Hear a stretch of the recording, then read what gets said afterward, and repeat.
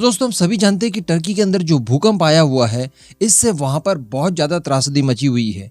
स्थिति बहुत ज्यादा गंभीर है और लोग जो हैं वो बेसिक चीजों की जरूरत को भी पूरा नहीं कर पा रहे हैं। ऐसी परिस्थिति में दुनिया के अलग अलग देश टर्की को बहुत ज्यादा मदद कर रहे हैं, जिसमें भारत का नाम सबसे आगे आप लिख सकते हैं।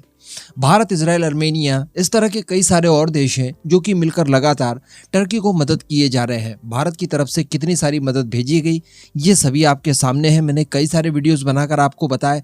भारत की तरफ से यहाँ पर एक फील्ड हॉस्पिटल तक बनाया गया, जिसमें घायलों का इलाज और उनकी सर्जरी तक की जा रही है। इसके अतिरिक्त बताया जा रहा है इस तरह की चीजें टर्की के अंदर बहुत ज्यादा प्रचलित हो चुकी है कि किसी को भी अगर मदद की जरूरत पड़ती है तो तिरंगा झंडा देखकर आप पहुंच जाइए। तिरंगा झंडा जहां पर आपको दिखेगा वो वही ठिकाना होगा जहां पर एकमात्र आपको मदद मिल सकती है।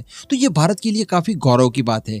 इसके अतिरिक्त देखा गया है कि इन सारी चीजों को लेकर जिस हिसाब से टर्किश लोग भारत को रिस्पांस दे रहे हैं, भारत को धन्यवाद दे रहे हैं, टर्की के जो एम्बेसडर भारत में है वो भी जिस हिसाब से लगातार भारत की तारीफों के लिए ट्वीट वगैरह किए जा रहे हैं, इन सब चीजों को देखते हुए भारत के ही नहीं बल्कि वर्ल्ड एक्सपर्ट्स भी ये कह रहे हैं कि भारत और टर्की एक मंच पर आने की कोशिश कर रहे हैं और दोनों देशों के बीच में कई सारे वैचारिक मतभेद होने के बावजूद नजदीकियों का अनुभव जरूर कर रहे हैं। और हो सकता है कि इन फ्यूचर ये दोनों देशों की जो फॉरेन पॉलिसी है ईच अदर, इसे बदलने में कामयाब भी रहेंगे। यानी भारत के जो प्रयास किए जा रहे हैं उसको सराहते हुए ये कहा जा रहा है कि टर्की का हृदय परिवर्तन यहाँ पर किया जा सकता है। अब ये सारी परिस्थितियां पाकिस्तान के लिए बहुत ज्यादा खतरनाक हो सकती है।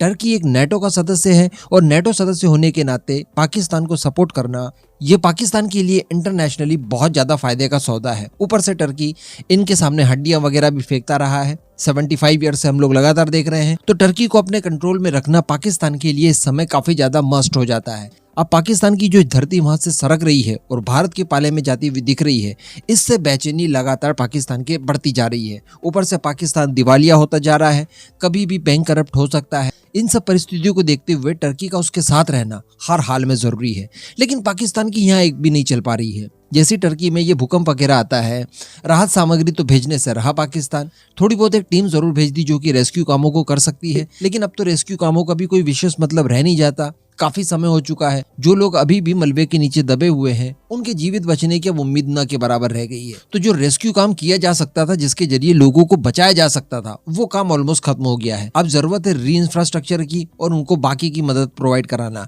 जो कि पाकिस्तान नहीं करवा सकता। भारत की बात की जाए तो वो लगातार इस काम को अभी भी कर पा रहा है क्योंकि हम लोग सक्षम है। तो इन सारी चीजों को देखते हुए जो पाकिस्तान के प्राइम मिनिस्टर ने खुद वहां जाकर एक सद्भावना व्यक्त करने की कोशिश की, लेकिन इसको टर्की की तरफ से इनकार करवा दिया गया और शहबाज शरीफ की जो संभावित यात्रा थी टर्की की, उसे टर्किश एडमिनिस्ट्रेशन की तरफ से कैंसिल करवा दिया गया। ये पाकिस्तान के लिए काफी बेइज्जती वाला सबक था कि देखिए उनका इतना महत्वपूर्ण अलाई, इतना भरोसेमंद दोस्त, वो पाकिस्तान के प्राइम मिनिस्टर का दौरा कैंसिल करवा देते हैं। लेकिन इसके बाद देखा गया कि ग्रीस की तरफ से कुछ ऑफिशियल पहुंचे टर्की के अंदर, उनका वेलकम किया गया। इसके अतिरिक्त जो कतर के अमीर थे वो भी टर्की पहुंचे, वहां पर उनका वेलकम किया गया। तो कहने का मतलब इस तरह की चीजें लगातार हो रही है, जिससे पाकिस्तान को बहुत ज्यादा झटका लग रहा है कि दूसरे देशों को एक्सेप्ट किया जा रहा है वहां पर आना, लेकिन हमें नहीं किया जा रहा है। इसके पीछे का खैर कारण हम समझ सकते हैं। कतर के अमीर वहां पर पहुंचे या फिर ग्रीस के ऑफिशियल टर्की पहुंचे, ये कुछ देने जा रहे हैं, ये वहां से ले कुछ नहीं सकते। इवन इस क्राइसिस के दौर में इन्हें मदद कर सकते हैं और मदद कर भी रहे हैं। इस वजह से इनकी एंट्री को अलाउ किया गया टर्किश गवर्नमेंट की तरफ से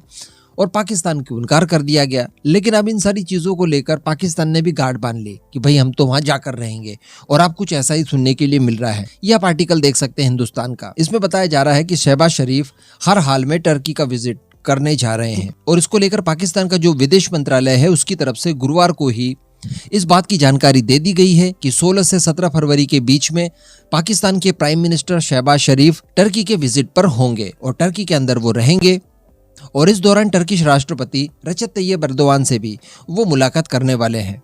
कहने का मतलब यहाँ पर पाकिस्तान की तरफ से भी एडवांस लेवल पर बातचीत की गई होगी टर्की के साथ और टर्की को कहा होगा, कन्विंस किया होगा कि देखिए हमारे इस विजिट को स्वीकार कर लीजिए ताकि इंटरनेशनली कोई खराब छवि हमारी न प्रेजेंट कर दी जाए। तो अल्टीमेटली यहाँ पर फेस क्लीनिंग की कोशिश की जा रही है। और जो अभी कुछ समय पहले खबरें निकल कर आई थी कि यूएसए के अंदर टर्किश एम्बेसी में एक पाकिस्तानी सिटीजन, जिसका कि अभी तक नाम वगैरह घोषित नहीं किया गया है, उसने अपनी आइडेंटिटी छुपा कर रखी है अभी तक, उसने $30 मिलियन का डोनेशन दिया है टर्की को। तो इन सब चीजों को भी तो बयान करना होगा ना, दुनिया के सामने रखना होगा। और टर्किश लोगों को भी पाकिस्तान की तरफ से ये मैसेज देने की कोशिश की जा रही है कि भारत ही नहीं, हम भी आपके साथ हैं। क्योंकि इस समय टर्किश लोग जो है वो भारत का कंट्रीब्यूशन देख पा रहे हैं, लगातार उसकी तारीफें भी कर रहे हैं, जबकि इसके एवज में पाकिस्तान की तरफ से कोई भी काउंटर चीज नहीं की जा रही थी। अब वो कर भी नहीं सकते। तो इन सब चीजों को लेकर टर्की के जो आम लोग हैं उनके बीच में भी इस तरह का माहौल बनने लगा था कि यार भारत हमारे लिए सही है, जिसके बारे में अभी तक हम लोग गलत सोचा करते थे वो ही मदद कर पा रहा है।